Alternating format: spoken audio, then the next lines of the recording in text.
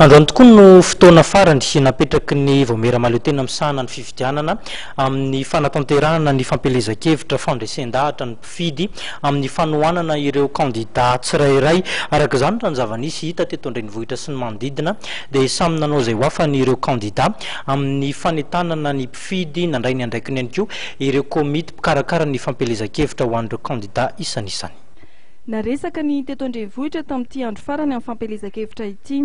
Ny fanaretsaka naneraka ny arabe samihafa teto Antananarivo, ny komity mpanohana ny kandida nanao ny fanentanana farany amin'ny fampelezan-kevitra.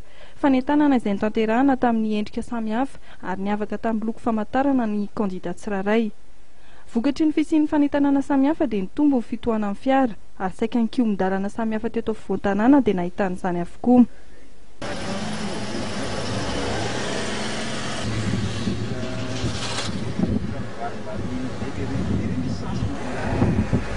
Ankoatra ny fanentanana teny an-dalambe dia tsy vitsy ihany koa ny famoriam-bahoaka izay nikarakarain'ny komity mpanohana ny kandida entin'izy ireo hanakatonana ny fampelezan-kevitra.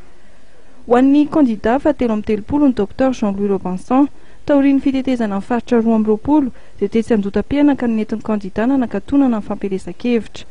Ho an'ny apela manao politika na ny AMP izay manolotra ny Dr Brigitte Rabenmahantsoa dia fanentanana mpifidy teny amin'ny tsena samihafa teto an-drenivohitra nanatanteran'izy ireo famaranana ny fampelezan-kevitra. Ny kandida larana fahasivy Ra David Andriamparana dia tany Ambositra, Ambatofinahitra, Manandrina, Fandrina ao amin'ny faritra Moromarinina nanatanterahany hetsika famaranana ny fampelezan-kevitra. Tsy vitsy ihany koa ireo kandida no safidy nandeha tany amin'ny faritany tamin'ity andro fahatelopolo amin'ny fampelezan-kevitra ity. Tao Manakara, tao amin'ny kianjan'ny demokrasia anoloan'ny lapan'ny tanàna no safidian'ny kandida Ajo Andreny Anarvelo hanakatonana ny fampelezan-keviny.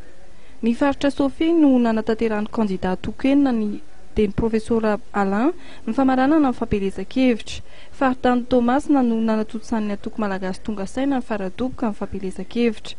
Rehefa avy namory vahoaka tamin'ny Toliara dia tao Fianarantsoa Antsirabe ny hery vaovao Madagasikara androany ary faranana amin'ny etsiketsy amin'ny Malaka Matanonena no hanakatonana tanteraka tafa iarahana amin'ny mpanao gazety etsy amin'ny Carlton Nosy fampelezan-kevitra kandida ny kandida Hery Rajonary Mampianina.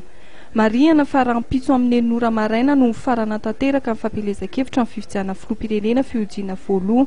Ny zoma 20 Oktobra manomboka amin'ny Nora Maraina ary tsy farana raha tsy amin'ny Nora Riva ny fandatsaham-bato amin'ny fifidianana izay ho filoha voalohany amin'ny Repoblika faha-efatra.